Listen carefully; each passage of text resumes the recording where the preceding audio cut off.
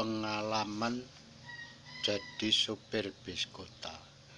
Waktu itu saya sama kondektur saya lagi ada acara. Kondektur saya punya sambilan jadi dalang wayang kulit. Waktu itu dia dalang di Taman Mini. Dia mengambil lakon Mahabharata, yaitu Bisma Gugur. Waktu itu saya peringatkan, kamu kalau dalang lagi belajar jangan ngambil lakon yang berat-berat. Udah lakonnya yang ringan-ringan aja. Oh, ini memang jobnya harus begitu lakonnya, jadi lakon bukan saya, tetapi sono yang minta. Ya kamu harus puasa dulu, kamu harus istilahnya lakon itu tidak sembarangan. Akhirnya dia memang orangnya agak nekat, jadi ya tetap dia jalanin. Waktu itu saya diajak ke Taman Mini, yaitu untuk istilahnya latihan sebelum pentas. Dia latihan dulu di situ, tapi latihan waktu itu karena dia tarafnya lagi belajar, jadi waktu itu dengan ngambil lakon yang ringan-ringan dulu. Untuk pentas nanti istilahnya kayak gladi resik gitu, dia dikasih kesempatan untuk berlatih dulu di situ. Setelah latihan sebulan kemudian dia pentas, yaitu dia malah berani ngambil lakon yaitu Bharatayuddha Bisma Gugur. Sewaktu lagi rame-ramenya mau perang, kira-kira jam 1 malam, dia kontak saya bahwa dia mendapatkan kesulitan. Waktu itu saya baru pulang kerja, saya lagi kecapean, mau tidur kok ngeliat itu temen itu nggak bisa gerak sama sekali. Terus karena dia kontak saya, kontak batin, dia sambat-sambat bahwa dia tidak kuat. Akhirnya saya secara batin saya kontak dengan dia. Setelah saya datang di sono, ternyata dia masih duduk di tempat mana dia sebagai dalang di situ. Dia tertunduk lemas. Waktu saya datang, perasaan dia saya berdiri di tempat pakliran itu. Dia langsung kaget. Setelah itu dia menjalankan wayang itu sampai berakhir dengan baik. Setelah itu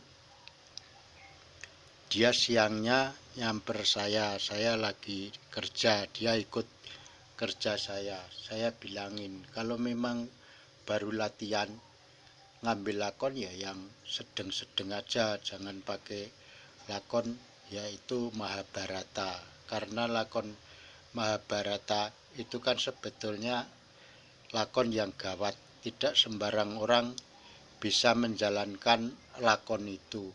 Sebaiknya kalau memang mau menjalankan istilahnya wayang itu kan harus istilahnya, kalau kamu itu belum bener-bener kuat lahir batin, kamu kan harus minta ada yang dampingin, jangan main asal berani saja. Untung kamu tidak istilahnya kenapa-kenapa. Kalau kamu sampai kenapa-kenapa kan kamu rugi sendiri. Akhirnya dia juga diam saja. Setelah itu dia tidak berani ngambil lakon sembarangan. Di dalam pewayangan saya bilangin, kalau dalang di pertama yaitu untuk pentas lakon yang berat, itu kamu harus konsultasi dulu sama yang biasa dalang masalah lakon itu. Terus yang kedua, kalau kamu dalang di tempat-tempat keramat seperti di pantai selatan. Di pantai selatan itu kan itu gawat tempatnya. Itu juga harus hati-hati karena saya sering istilahnya menolong yang istilahnya orang mati suri gara-gara dia suka dalang di situ. Jadi saya pernah dimintai tolong oleh Kanjeng Ratu bahwa ada orang yang istilahnya tersiksa di situ. Dia minta diantar ke keluarganya. Waktu itu dia mati suri, tapi karena mati suri udah dikubur tidak bisa hidup kembali. Akhirnya dia masuk ke badan keluarganya. Siapa yang disenangin? Saya waktu itu suruh nganter ke keluarganya. Makanya kamu kalau istilah main-main wayang itu tidak boleh asal mencari uang aja. Kamu kan sebagai kondektur udah punya kerjaan, kamu harus hati-hati. Sewaktu-waktu ada panggilan tanggapan wayang, kamu harus ngambil lakon yang ringan, jangan lakon yang berat. Terus kalau di tempat-tempat keramat, terutama pantai selatan itu kalau bisa dihindari saja, karena di situ banyak istilahnya, kalau saya bilang ya tetek bengek lah istilahnya, ada yang berupa segala macam, ada yang naga, ada yang raksasa, ada yang jin, ada siluman, segala macam itu kan banyak di situ. Itu kalau kamu nggak hati-hati, itu nanti kamu bisa celaka sendiri. Akhirnya dia terus mendapatkan kerjaan di kantor, tidak jadi kondektur lagi. Setelah dia di kantor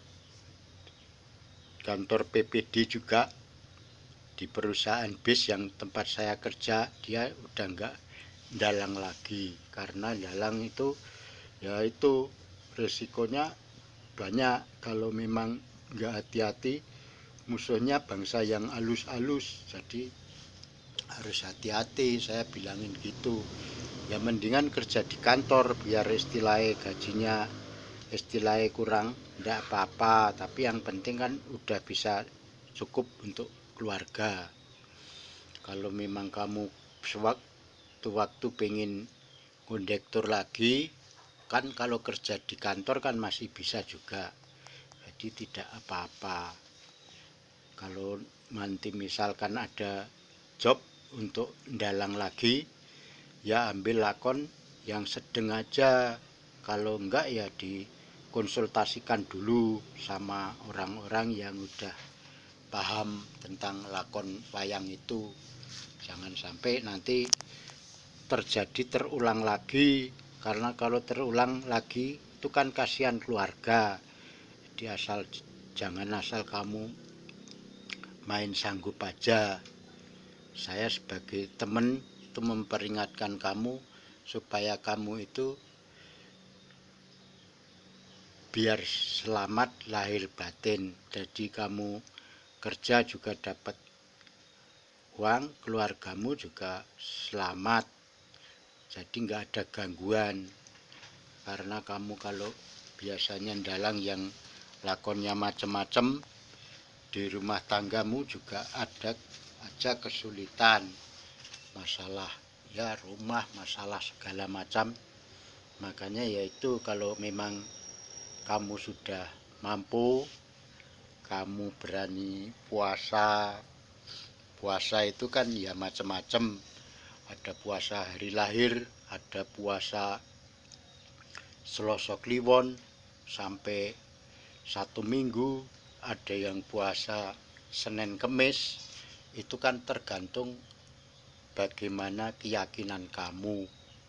Jadi kamu kalau istilah pengen dalang yang istilahnya bisa mumpuni istilah lahir batin, kamu bisa mengatasi, kamu juga harus banyak puasa, terutama puasa hari lahir.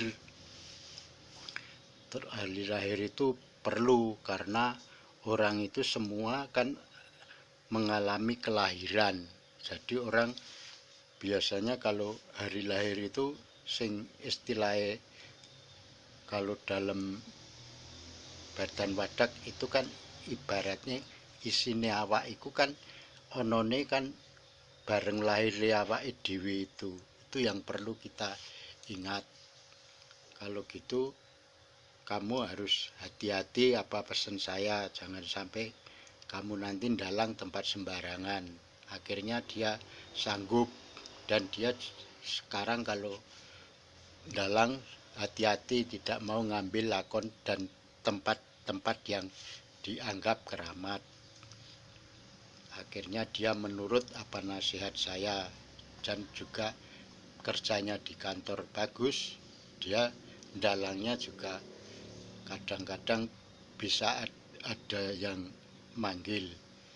Ya udah, cukup sekian dulu, nanti kita sambung kembali.